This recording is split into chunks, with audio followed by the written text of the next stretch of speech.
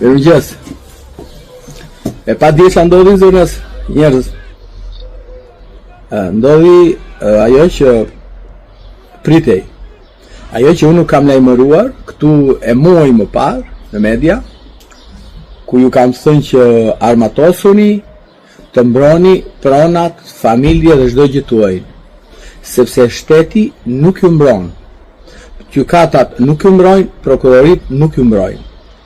Dhe nuk ka asnjë zgjidhje tjetër në një vend i cili është kthyer në vend sherifash, ku mi forti vjedh, mi forti merr me VKM, me PPP, edhe me dreqime të biri çdo lloj pronë private dhe publike.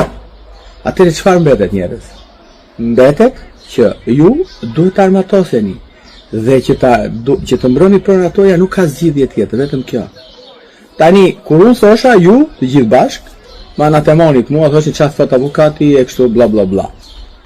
Dje ishte shumë më qartë, ku ishte degradimi i shtetit, ku e pat që banditët në siglën e një policie private rrëmbyen një qytetar, dhe nuk ishte rrëmbim i zakonshëm, ai ishte një vepër e rëndë penale, dhe është vepër penale e heqje palishme e lirisë.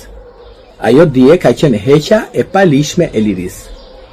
Prandaj njerëz, kur unë kam thënë që duhet plumni në lulet ballit, ju të gjithë qeshnit, dërsa disa të tjerë ma anatemonin.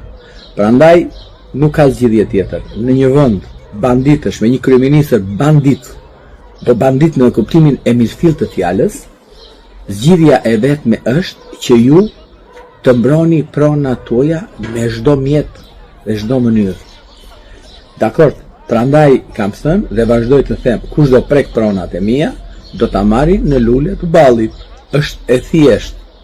Shikoni, mos u merrni vetëm ku dash prona atje, po merrni kush investon atje.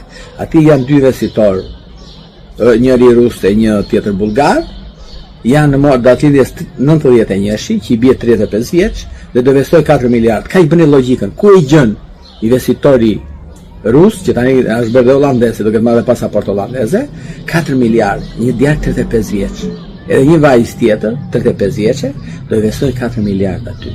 Jo, këto janë parat e korrupsionit të fshehura, dhe këta janë vetëm thjesht prestanome. Dakor? Hajde miru pafshi.